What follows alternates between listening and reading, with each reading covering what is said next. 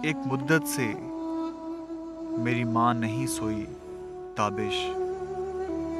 मैंने एक बार कहा था मुझे डर लगता है। जब कभी अपने आंचल में छुपाया उसने वो लम्हा, अब भी मुझे घर लगता है।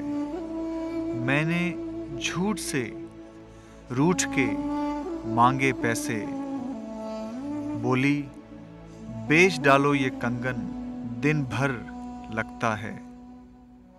बोली बेच डालो ये कंगन दिन भर लगता है।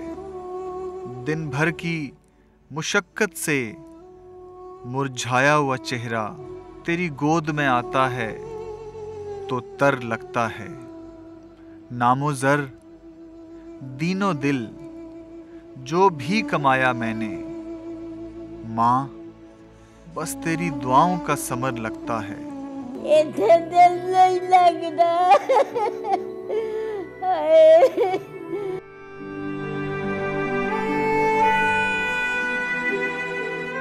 8 मई तो गुजर गया, माँओं का आलमी दिन। कैसे मनाया आपने? क्या अपनी माँ को याद करके, कोई ऐसी बात याद करके उसकी आंखों में नमी तो आई होगी? ऐ रात मुझे माँ की तरह आगोश में ले ले, ऐ रात मुझे माँ की तरह आगोश में ले ले। दिन भर की मुशक्क़त से बदन टूट रहा है। मैंने सोचा आप अपनी अपनी माँओं को खराज तहसीन पेश कर लें, फिर मैं आपको लेके जाऊंगा कुछ और माँओं के पास, मुल्क की बड़ी माँओं के पास।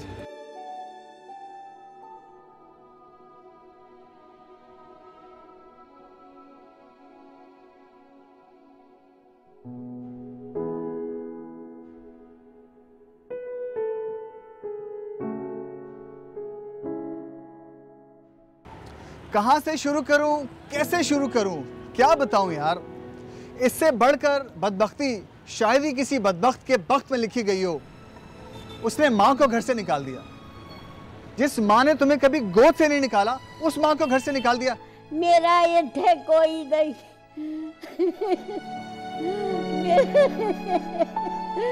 मेरा इत्थे दिल नहीं लगता। मैं सदके देवा। माँ जिंदगी की कड़ी धूप में ठंडी छाँव, और उसी माँ के लिए बनी औलाद ज़माने में सबसे बड़ी आजमाइश।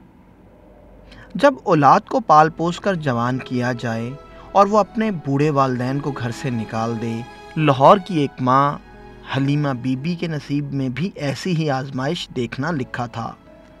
बच्चों को पढ़ाया लिखाया, उनकी तरबियत की, लेकिन जब उनके बेटे जवान हुए तो चंद पैसों के तनाज़े पर घर से मार मार कर निकाल दिया।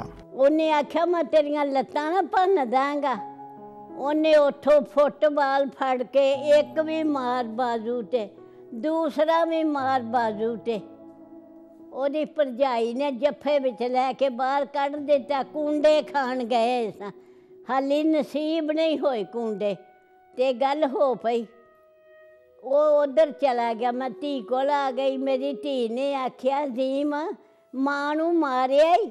उन्हें आख्या तेरे कोल आई? अखे आहो। अखे ओनू जान ना दमी, मैं लगा होना वा, मैं ओदियां लत्तां भन्न देनियां ने। हलीमा बीबी पिछले 3 साल से ज़िंदगी के दिन कसम पुरसी के आलम में ओल्ड एज होम में गुजार रही हैं, जबकि औलाद दुनिया भर की नेमतों से फ़ायदे उठा रही है। ओदे 4 मकान ने, एक विच आप रहिंदा, 3 किराए ते ने। रेहड़ियां पठाणा नूं बना के दित्तियां होईयां ने। ओ किराया लैंदा, प्रॉपर्टी डीलर है। दूसरी तरफ माँ दूसरों के दर पे बैठी भी औलाद को दुआ ही दे रही है, खुशी की, सलामती की, अमन की। दोवें जी खुश रहन, मेरी केड़ी गल है। औलाद के हाथों दुख उठाकर अब हलीमा बीबी की सिर्फ इतनी ख्वाहिश है कि वो किसी तरह मदीने चली जाएं और यूं जिंदगी के बाकी दिन कट जाएं।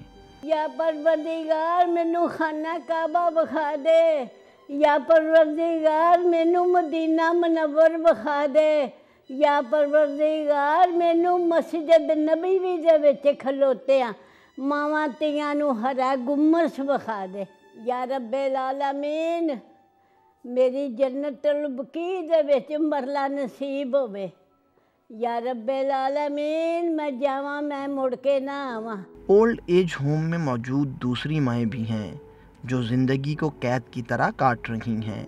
कोई शिकवा करती है, कोई नहीं।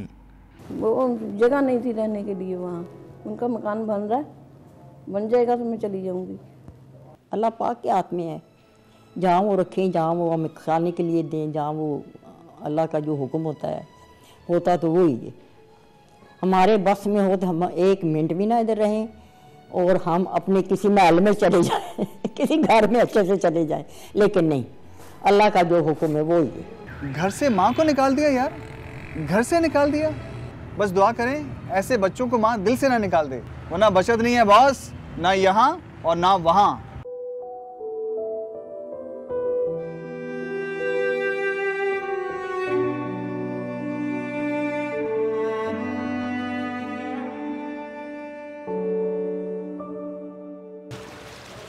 कराची में समंदर तो एक ही है, पर लहरें कई किस्म की हैं।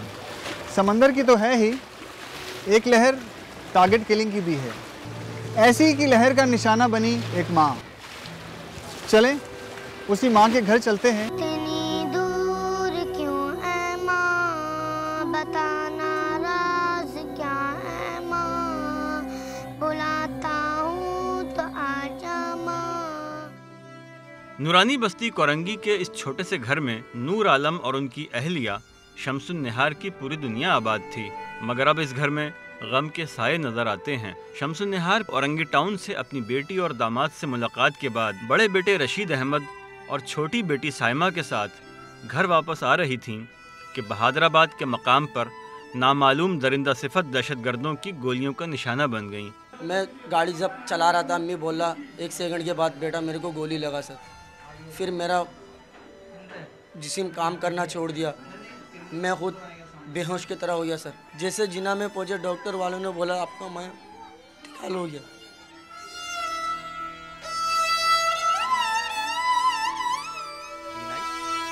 शमसुन निहार दीनदार और नमाज रोज़े की पाबंद खुश अखलाक खातून थीं। उनके तमाम बेटे कुरान हिफ्ज़ कर रहे हैं।